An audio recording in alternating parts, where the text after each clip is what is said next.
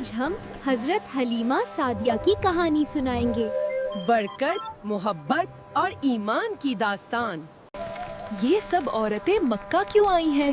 یہ اپنے قبیلوں کے لیے بچوں کو دودھ پلانے جا رہی ہیں۔ نبی کریم نے بنو سعد میں پرورش پائی جہاں زبان بہت صاف تھی۔ اسی لیے آپ کی باتیں دلوں کو چھو لیتی تھیں۔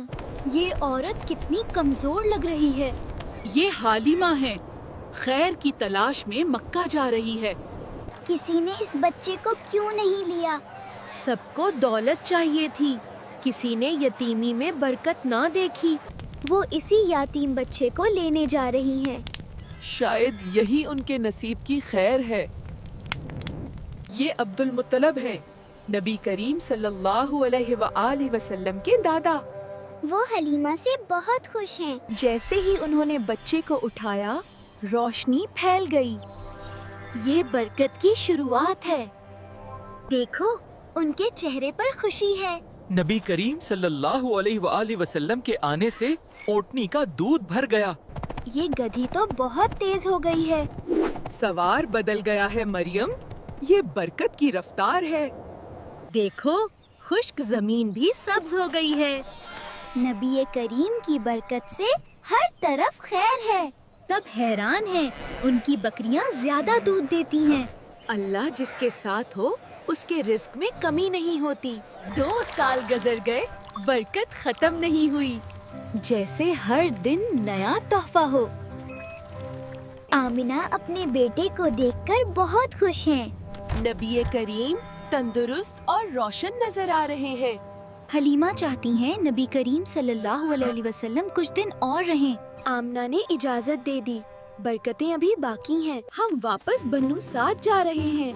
آمنہ نے مزید قیام کی اجازت دی ہے۔ برکتیں پھر بڑھیں گی۔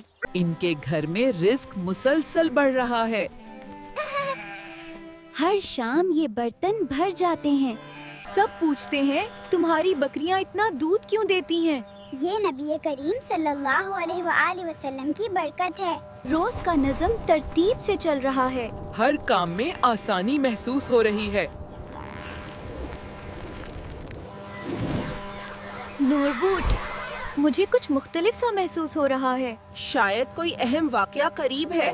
دیکھو، آسمان سے روشنی اتر رہی ہے۔ یہ اللہ کے فرشتے کی آمد کا نشان لگتا ہے۔ دل پر نور برس رہا ہے۔ پاکیزگی کے لیے یہ الہامی صفائی ہے۔ اب سب ٹھیک لگ رہا ہے۔ یہ حفاظت اور طہارت کی نشانی تھی۔ وہ اب انہیں مکہ واپس لے جائیں گی۔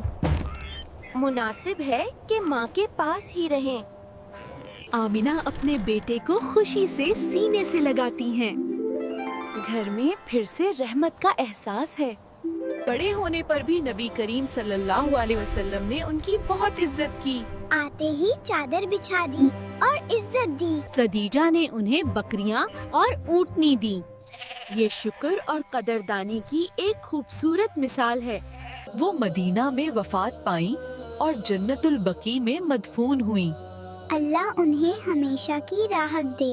اے اللہ، سب کو اپنی رحمت اور برکت سے نواز۔ آج کی کہانی ختم ہوئی، پھر ملاقات ہوگی۔ سبسکرائب کریں، لائک اور شیئر کریں۔ Bright tells Urdu.